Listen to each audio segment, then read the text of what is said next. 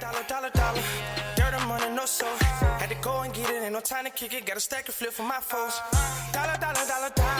Please tell me you can hear me. Don't turn your back and don't neglect me. Just let me know if you need me.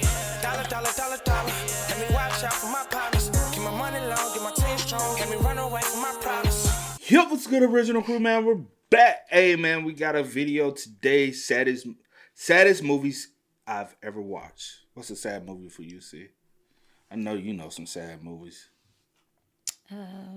Cry Me a River. A sad movie. What's a movie? And I'm sure it's like a romance movie. The Notebook was kind of sad. Oh, you want me to tell you no Notebook?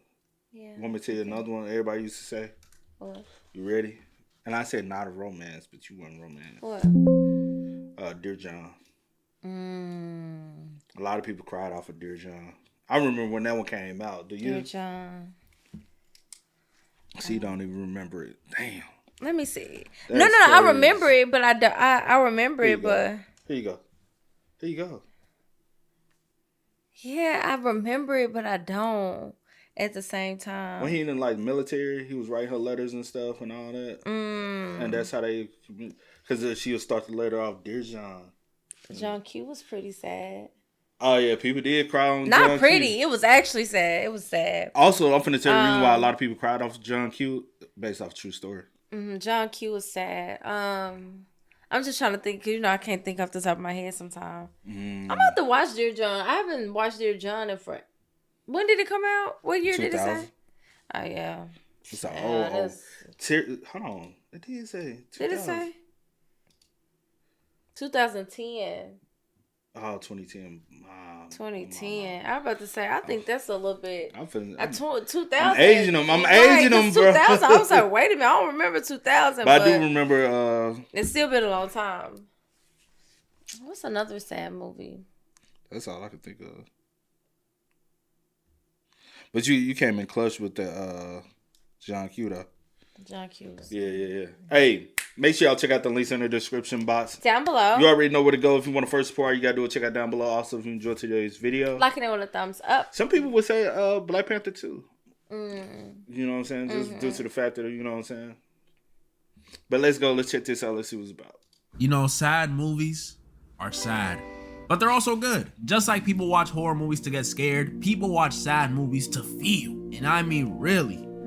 Ew. And that's what we'll be going over today. Today, ladies and gentlemen, I'll be going over some of the saddest movies I've ever watched. And I mean like really sad, so y'all might want to grab some tissues, like for real. And in the end, I'll go over one of my favorites, but also one of the saddest movies I've ever seen. And if we talking about sad movies, I gotta talk about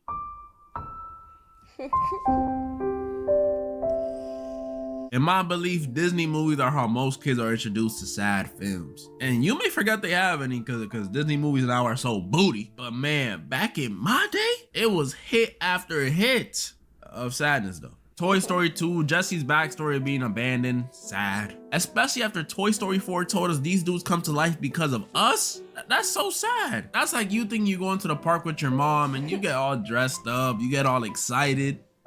And then she just leaves you on the side of a road in a box. Monsters Inc. 2, just sad. Crazy part is I love this movie and I'm fine every time I watch it until that dang ending, bro. Because Sully saying bye to Boo is just, I'm sorry. Then there's Nemo, which when it comes to Disney, I think could be the saddest one. Oh, and you might not believe me. A movie about finding a fish is the most messed up one. Really? Yeah, it could be, because people forget that in the first 5 minutes of this movie, we see Marlin's wife and children get wiped out right in front of him. Yeah, they gave this dude an Uchiha backstory. And his one kid who does remain is left handicapped.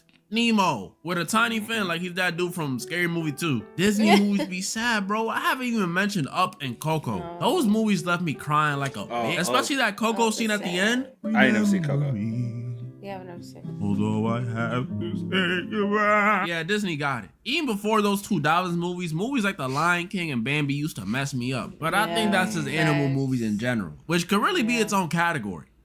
Dog movies in specific, they just be sad. Like Old Yeller. Another Disney movie, by the way, but just way before my time. about a boy whose dog gets sick and he has to put him down. And I'm not talking about euthanizing him either. Nah, I wish. I mean, he had to take him out to the back and prime Fortnite 200 pump his dog. Then there's the movie Hachi, A Dog's Tale. And this one really got me. A movie about a loyal dog named Hachi and his owner, and the bond they formed over years. And when I say loyal, I mean extremely loyal. Every day he would walk with his owner to the train station before he went off to work. And every day he would come back to the train station and walk home with his owner when he came out of work. The bond these two had was special, man. These two were like the pinnacle of man and man's best friend. Pick me up every day from the train station. I know fathers that won't even do that for their kid. Not even on his 9th birthday. But one day after doing the regular routine, you know, Hachi going to the train station with him, dropping him off. While Hachi's owner is at work, he tragically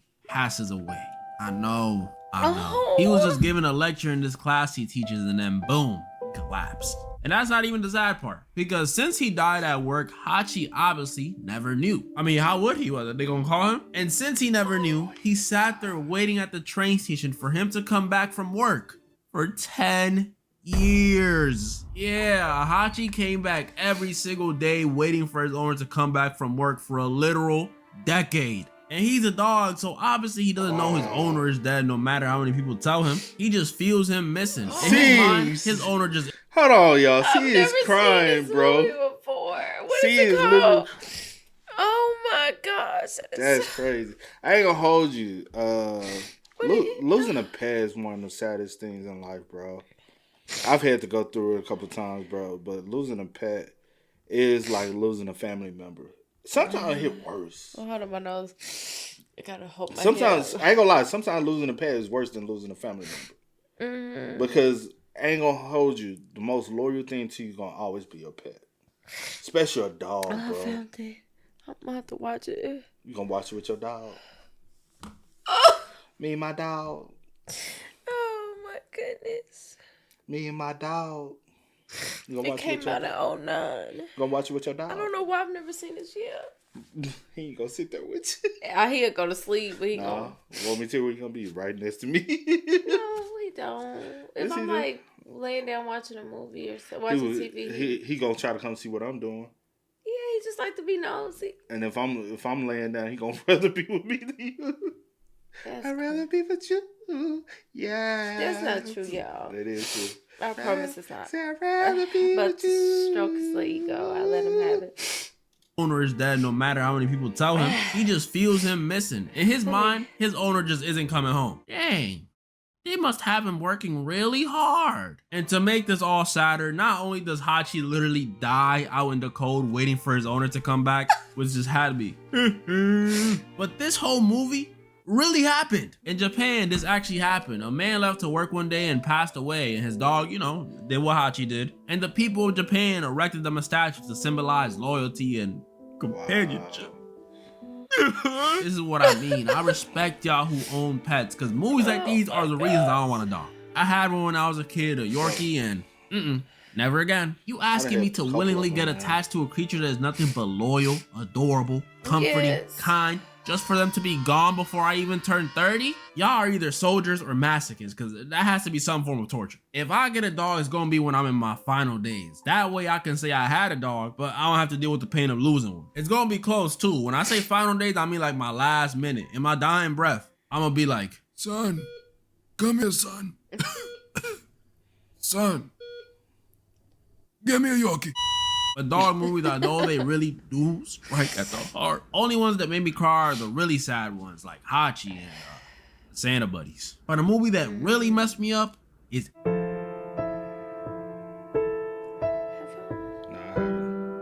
Now this movie, not gonna lie, was gonna be the one I put as the saddest for the vid. But I got reminded of another movie that literally scarred me, so this one gonna have to hold second place. But don't get that confused. This movie is still very, very sad. And also, one of my favorites, seriously, if you've never seen it, please do not let one of my videos be your first experience with it. Please. So Interstellar is a movie where we follow this NASA pilot named Cooper and his two kids. His daughter Murph and his son, Timothy Chalamet. They live on Earth just like me and you in the year 26. Oh my goodness. Only with a small difference, a tiny one. Their Earth is ruined. They got some scientific explanation for it in the movie, but to sum it up, their Earth is dusty. It's ashy, nothing can grow, and it's looking like the Earth is doomed.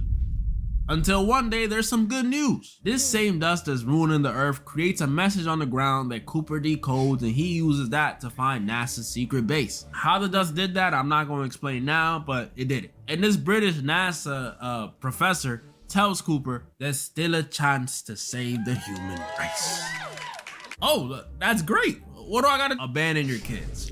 Yup, the only solution they had to deal with this dusty globe stuff and save humanity was for Cooper to ditch his kids to go check out planets that could potentially host life. You know, house humans. And I really wanted to make a joke about how I ditched my kids for free, no saving humanity needed. But after seeing how his kids reacted, I can't, man. I can't. Look at Murph's reaction. I don't think I could walk out on my daughter after seeing her cry like that. At least not without like a blindfold or some shades or something. No one wants their parents to leave, much less a kid who only has one of them, and let alone to freaking space. I'd rather you just tell me he went to prison. Can you say he went to prison? That's what I'd rather hear. The crazy part is it's sadder on a rewatch because you know all the messed up stuff that happens later. Bro, this junk is so sad, even the dust was telling him to stay. That's how sad it is. But alas, Cooper decides to go when he leaves his daughter Murph and Timothy Chalamet behind. And I remember watching Cooper get on that spaceship thinking, dang, man, this is messed up. Leaving your kids for 2 years? 2 years? Man. But, I mean, hey, at least it's for humanity. It's saving them. And 2 years ain't that long, right? And I should have known something was going to go wrong the second I thought this. Because I was right. 2 years is not that long. The Barbie movie came out 2 years ago, and I still remember falling asleep in that theater clear as day. 2 years is not that long. And it's especially not when it's to save humanity. So, what's the catch? Well, after Cooper and the crew successfully get through this wormhole they have to go through, they have to decide which of the 3 planets they want to go to, you know, check if people can live on them. And after deciding on this one planet that's completely covered in water, things go horribly wrong. Why? Well, you know, besides the fact the planet is completely covered in water, so if humans went there, where are we gonna live? Bikini Bottom? Their ship engines get flooded, stranding them on the planet for some time. How long? About 3 hours, which may seem like nothing in the grand scheme of things, because, you know, 3 hours, what is that? Half a Stranger Things episode? That's nothing. But y'all gotta remember, this is space we're talking about. Space. Space got different rules than Earth, as we know. So when they thankfully get their engines working again and get back onto the main ship, the dude that stayed on board informs them that, yeah, that may have been only a bit of time for them, but thanks to space and gravity and relativity and all the science stuff, those 3 hours were actually 23 years. Oh my goodness. When they revealed this, it felt like it happened to me. Like I was shocked. 3 hours on that planet was 23 years on Earth? That's insane. This is like the movie Old, but way worse. 23 years for 3 hours? That means a dude in the 30s could have landed on this planet, been there for about an hour, hour and a half, and he would have missed significant events. Come back to Earth confused. Germany did what? And it's not only crazy to think about, but this reveal also leads to probably the saddest scene in the movie, when we have to watch Cooper review messages his kids left him over the last 23 years and realize he pretty much missed out on their entire lives. Ah, man, this ain't hit me. Seeing how happy he was at first to see his kids, only for his smile to fade once he realized he wasn't able to be a part of any of it. Ah, it hurts. Their birthdays, their graduations, his son's wedding, the death of his father-in-law, the birth of his grandson, the death of his grandson, which just makes things even sadder. And even Murph's 35th birthday, which is, by the way, the same age Cooper was when he left. Even on a rewatch, bro, this is just a different level of messed up, bro. Like, if there was even a little part of me that might have seriously walked out on my future kids, after watching this scene, it's gone. It's gone. They can thank Interstellar. And it's crazy because for as sad as it is for Cooper, you know who I really feel bad for? The guy that waited for them on the spaceship. He waited on that craft for 23 years alone. And yeah, he did know about the time dilation, so maybe that helped a little. But he thought at most, these dudes gonna be down there 7 years. You know, that's a long time, but it beats 2 decades, am I right? Am I right? This junk is messed up. People be overlooking the loneliness and pain this dude must have felt. I would have gotten FOMO. I would have started thinking crazy stuff. Like, what if the planet was just so lit they abandoned me and the rest of the human race because they didn't want us to ruin the party? What if? I'm just saying, it may sound stupid, but after year 12, that's what you're gonna be thinking, bro. Yeah, this junk is sad. And it only gets sadder towards the end, too. Because in the end, not only does the whole crew die except Cooper and Anne Hathaway. But we see Cooper reunite with Mirth, which you might be like, oh, isn't that good? Yeah, it was. You're right. It's good. It truly was good. For about 5 minutes. Because by the time they reunited, Cooper's little girl was on her deathbed. Yeah, she's old now. This is so foul, bro. So foul. But hey, it shows you what this movie's about. Time. One of those things we just can't get back. So hold your loved ones close, because you never know when you might get sent on a space mission to save humanity and get thrown into a... And now, for the saddest movie of the video. Y'all, she is over here teared up, bro. Okay. Listen, those you gotta see, huh? Yeah. I've been heard about that one. Yeah. Video.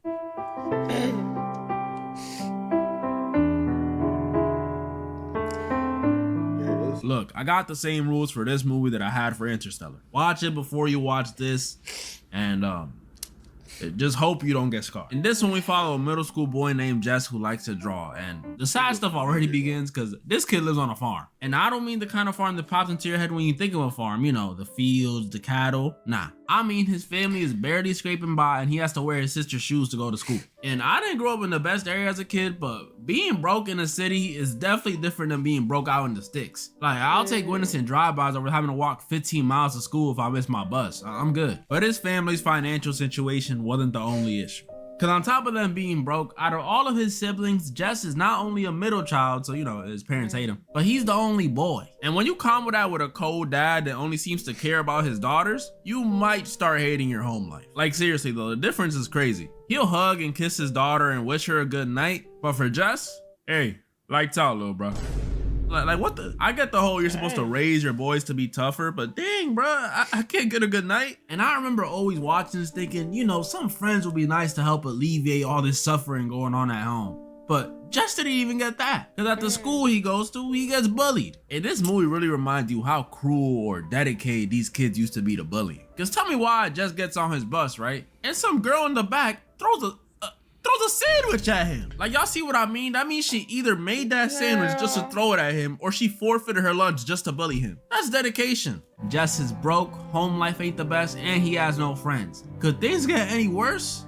Yes. But they don't, at least not immediately. Because first, things got better for Jess when a new girl came to school, Leslie. And y'all know how back in school, everyone used to be interested every time there was a new kid, like, oh, where's she from? Yeah, nobody in the school cared. Even Jess didn't like her after she beat him in a race, which you might find silly, but I don't blame him. So yeah, the point is Jess did not like Leslie at all. But that changes fast, because after finding out they live right next door to each other, seeing she gets bullied too, and biggest of all, her giving him a stick of gum? A stick of gum? In middle school?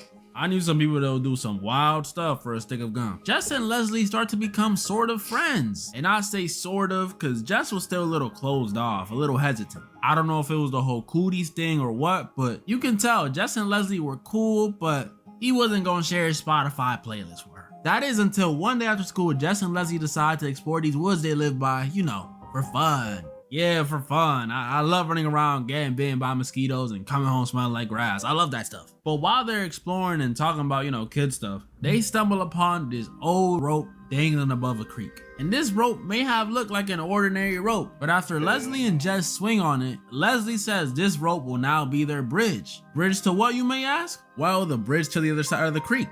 A place just for her and Jess. A place she names Terabithia. It's the title, Bridge to Terabithia. And you might be confused. What you mean a world for themselves? This ain't Minecraft. Well, when they swing across the creek, Leslie and Jess pretty much start playing pretend, imagining a whole world around them. A world where they're king and queen. A world where there are no bullies throwing sandwiches at them. No mean or negligent parents not showing them any love. Just them. And I'm not gonna lie, when I was rewatching this, it genuinely brought a smile to my face. Like, my feet were kicked up in the air and everything. I'm serious too. My mom came in and asked me what I was doing. Because it was just so sweet. Terabithia was kind of like their escape from reality. And not only did it strike a chord with me, because I used to play pretend when I was a kid, which was probably way lamer than what they're doing. I used to just pretend I was Goku or something. But it was just also nice to see that Terabithia was making them closer as friends. Like, they started spending every day together. Leslie opened up about her family. Jess opened up about his. They went to church together. Jess even told Leslie he has a crush on their teacher, which I always thought it was ridiculous when dudes said they liked their teachers, bro. Like,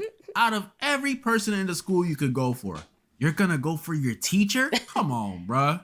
The principle is right there. The point is Terabithia was making them closer and they finally had something to look forward to. It was making them happier. Like, y'all cannot tell me it doesn't bring even a little joy to your heart. Come on. I see that little smile, bro. Things were going great for these two. Obviously, their home life was still a problem, especially for Jess. But at the very least, things were on the up and up. Extremely on the up and up. Because just when you thought things couldn't get any better, that teacher Jess has a crush on invites him on a field trip. Which honestly, you know I'm happy for Jess. That's my boy. This is a major win in his eyes.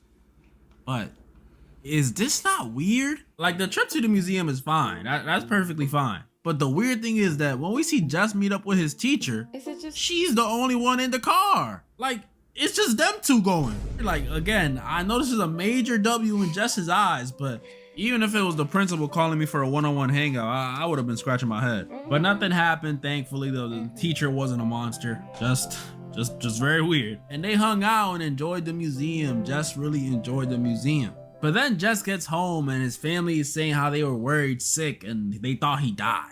Which is weird because, like, Mom, I told you before I left, you just ignored me. And why the heck would I be dead? Your friend Leslie is dead. She drowned in a creek this morning. Apparently she tried to swing across on a rope and it broke. This movie takes the darkest of darkest turns when we find out Leslie, Jesse's newfound best friend, died. Yup, and she's really dead. Like, after this point, we never see her again. I remember the first time I saw this movie, or should I say read the book in class. Bro, this part messed me up. Cause like, I'm a kid, bro. My mom still walks me to school. And only time I seen people die was in those Disney movies we talked about. But you know, those are cartoon animals. Like, it makes me sad, but this is just grim. I remember when my third grade teacher read this part out loud, some of the kids in the class started crying and one of the kids sitting next to me raised his hand and said what we were all thinking. Miss, you said Leslie's dead? And I think it was worse now that I watched as an adult. Like, back then it just scarred me, but now I know why it scarred me. Leslie was an 11 or 12-year-old kid who died in an accident. And it's not like she was a bad person. She didn't do anything wrong. I mean, bro, she's a kid, first of all. And the movie showed us the opposite. She was sold to us as like the reason Jess was starting to feel better. So for her to randomly get taken away like that was not only sad on its own, but it's sadder because it's realistic. The same way the movie presented it is the same way death is in real life. No build up at all. It just happens. Like, y'all know how you'll be watching like a Terminator movie or something and you'll know Arnold's about to die because you'll say something like, oh, get to the job, don't forget me. So, like, something like that. In real life, we know it's not like that. And this movie encapsulates that perfectly. Y'all like that word? Nah, for real. Let me tell you how real this movie is. When I lost my friend, I was at the gym. You know, I was bench pressing. I was probably about to hit a PR or something because, you know, I'm strong. And my other buddy came up to me and showed me on his phone that people were posting my friend with the caption, RIP. And y'all know how people be saying their heart sunk to their ass? Yeah, mine actually did that. Like, I don't think I ever sped walked out of somewhere that fast. The people in the gym must have been confused. Oh my goodness. I think that guy himself. But it's cause I was just so confused and distraught. My other buddy even followed me out trying to calm me down, but all I kept saying was, let me just think. Would you please just let me think? To this day, I don't know why I was saying that, but that's what I was saying. I think maybe it's just because I had so many things in my head. Like, you know when you get overwhelmed, you get hit with like 300 thoughts flooding into your mind all at the same time? That's what was happening to me, I think. Because I remember as I was processing it all, it was just guilt, anger, sadness. But then that one random thought came in. Man, this is just like Bridge to Terabithia. That's how real it is. I actually thought that. That's how real it is. This junk is realistic. I think that's why it hurt me so much to just see Jess go through it all. Like, cause he's also a kid and he's having to go through all these heavy feelings that honestly, you'll never be prepared for until it happens. The scene where he's crying in class, the scene where he's mean to his sister cause he's upset. And that scene with his dad comforting him. This video got me tearing up again, y'all. Jess at the end of the movie doesn't get over it, because you don't get over that stuff. But he accepts that Leslie is gone. And instead of abandoning Terabithia, he decides to build a proper bridge so he can take his little sister there and they can experience what him and Leslie experienced. That was pretty much all the movies I wanted to go over this time. And this time, instead of commenting your favorite movie, comment down below if you shed a tear or even teared up while watching this video. I'm curious. I definitely did. Also, one last thing. I'm doing a Q&A next month to celebrate a very good year on YouTube. Round of applause, round of applause. So comment down below some good questions you want me to answer. I'll make sure to pick some spicy ones to keep the video interesting. And moral of the story? Germany did what? That's fast though, bro. Like death is so sudden, man. It's unexpected. There's no predicting it. There's no preparing for it. It's just when you get that call, bro, it's like life hits you with a ton of bricks, and it's like, you know how like time sits still for a moment? Yeah. And you just like, what the fuck? And then it's like a little thought in your head. It's like, what do I do now? And it's like, it's hard to explain. Yeah. Because like no matter how many times you experience it, every time feels like the first time. And it's a weird feeling. Yeah.